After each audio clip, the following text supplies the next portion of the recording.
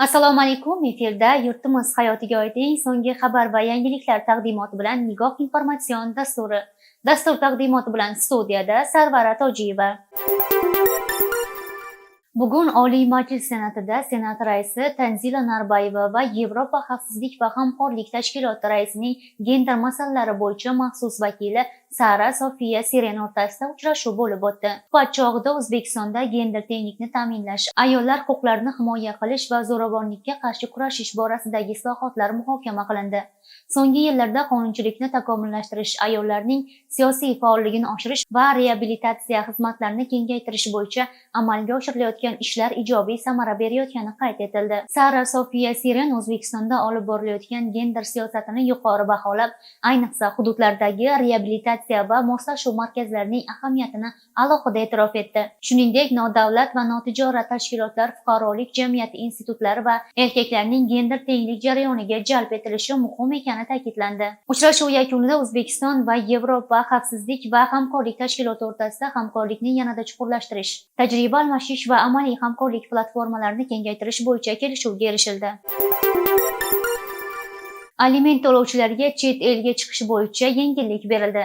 Yangi tartibga ko'ra, aliment to'lashi shart bo'lgan shaxslar tegishli sug'urta polisini taqdim etgan holda davlat ijrosiga ariza topshirsa, ularning chet elga chiqishga qo'yilgan vaqtinchalik cheklov to'xtatib turiladi. Mazkur sug'urta polisi faqat tegishli litsenziyaga ega sug'urtalanuvchilar tomonidan rasmiylashtiriladi. Polisi mavjudligi Majburiy ijro byurosi tomonidan Istiqloliy loyihalar milliy agentligi axborot tizimi orqali avtomatik tarzda tasdiqlanadi. Bu o'zgarish qarzdor jismoniy shaxslarning O'zbekiston hududidan chiqishini vaqtincha cheklash tartibiga kiritilgan qo'shimchalar asosida kuchga kirdi.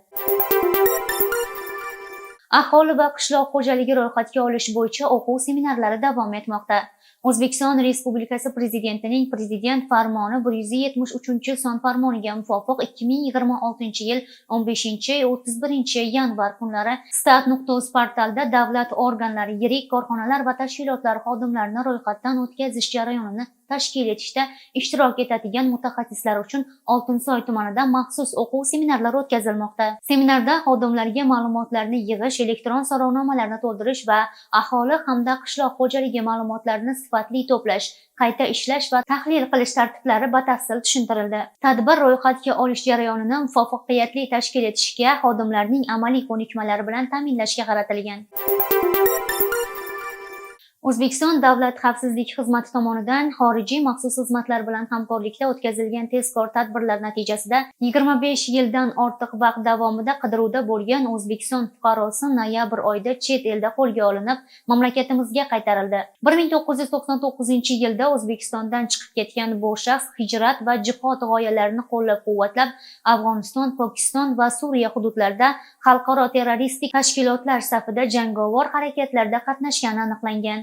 Shuningdek, u boshqa fuqaro nomiga rasmiylashtirilgan soxta hujjatlar bilan yashirinib yurgan. Mazkur shaxs mustaqil davlatlar hamdo'stligi davlatlaridan birida qo'lga olinib, hozir unga nisbatan Jinoyat kodeksining 154, 155, 159-moddalari va boshqa tegishli moddalar bo'yicha qo'zg'atilgan jinoyat ishi doirasida tergov harakatlari olib borilmoqda. Mamlakatimizda qonun ustuvorligi tamoyiliga ko'ra har qanday jinoyat uchun javobgarlik muqarrarligi ta'minlanishi alohida ta'kidlandi.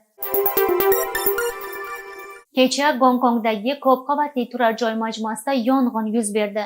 Hodisa oqibatida 44 kishi halok bo'ldi, 270 dan ortiq inson esa bedarak yo'qolgan.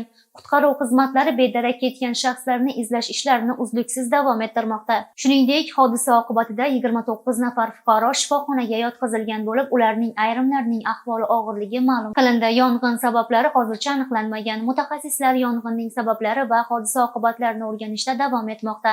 Aholi xavfsizligi va qurbonlarni aniqlash bo'yicha barcha choralar ko'rilmoqda. Prezident Olimpiadasida surxondaryolik sportchi qiz yangi O'zbekiston rekordini o'rnatdi. Kecha start berilgan Prezident Olimpiadasi sport musobaqalarida og'ir atletika yo'nalishidagi bellashuvlar qizg'in va murosasiz ruhda davom etmoqda. Musobaqaning 76 kilogramm vazn toifasida Surxondaryo viloyati vakili Shahnoza Haydarova siltab ko'tarish mashqida 123 kilogramm vaznni ko'tarib, amaldagi O'zbekiston rekordini yangiladi.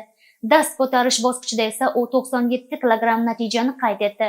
Ikki kurash bo'yicha 220 kilogramm umumiy natijaga erishgan Shahnoza o'z vazn toifasida oltin medalni qo'lga kiritdi va musobaqaning mutlaq g'olibasi bo'ldi. O'zbekiston sporti tarixiga yangi rekord bilan kirgan ushbu yutuq yosh sportchilarimizning chanqoq mehnati, matonati va yuksak maqsadlarga intilishining yorqin namunasidir. Musobaqalar davom etmoqda. Vohamiz sportchilariga omad va zafarlar tilaymiz. O'zbekiston Respublikasi Gidrometeorologiya xizmati agentligining xabar berishicha, ertaga 28 noyabr kuni Surxondaryo viloyatida havo o'zgarib turadi. Yog'ingarchilik kutilmaydi. Sharqdan sekundiga 7-12 metr tezlikda shamol esadi. Kechasi 0,5, kunduzi 13-18 daraja iliq bo'ladi. Sizlarga yetkazmoqchi bo'lgan xabar va yangiliklarimiz shulardan iborat edi. Xayr, salomat bo'ling.